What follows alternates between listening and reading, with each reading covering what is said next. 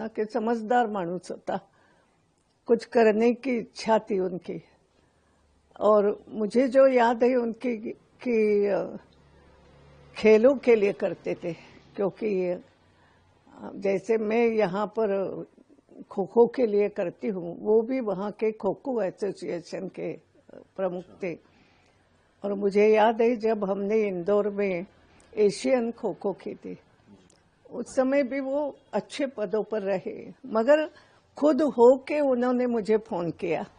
ये बड़ी बात की कमाल करती हो ताई, अपने इंदौर में एशियन खो खो चैंपियनशिप करी, खो खो को आप इतना महत्व दे रही हो। यानी दूसरों ने अगर कोई किसी ने अच्छा किया है तो तारीफ करना, यदि भलमन सा जिसको हम बोलते हैं ना, ऐसा व्यक्ति था।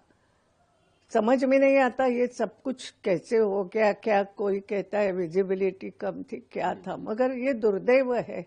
कभी कभी लगता है हम लोगों को, देश का कहो प्रदेश का कहो, दुर्दैव होता है कि ऐसे ये जो उभरते व्यक्तिमत्व होते हैं, सबको साथ के चलते थे।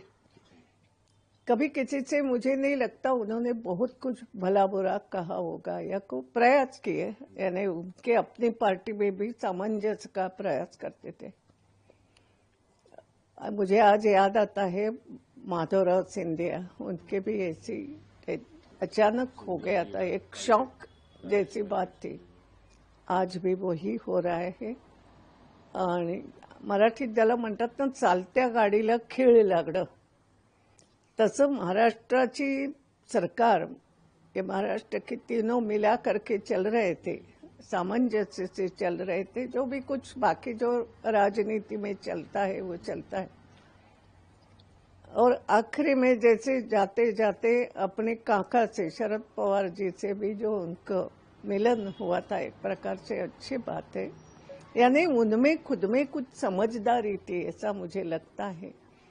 और ऐसा व्यक्ति राजनीति के लिए आवश्यक होता है। मैं बहुत करीबी से तो उनको नहीं जानती, मगर मैंने जो देखा है उनका व्यक्तिमत्व, उनका बोलने का लहजा, काम करने की पद्धति जो देखी है, तो एक अच्छा व्यक्ति था। और राजनीति में काम करते समय कैसे सबको साथ में रखना, कभी कभी कई प्रसंग आते तो ऐसा व्यक्ति जाना ये बहुत दुखद घटना है। और ऐसे लगता है अब मेरे इस उम्र में मैंने इन लोगों को श्रद्धांजलि क्या देना। सब छोटे लोग, छोटे हैं उम्र में, अब है तो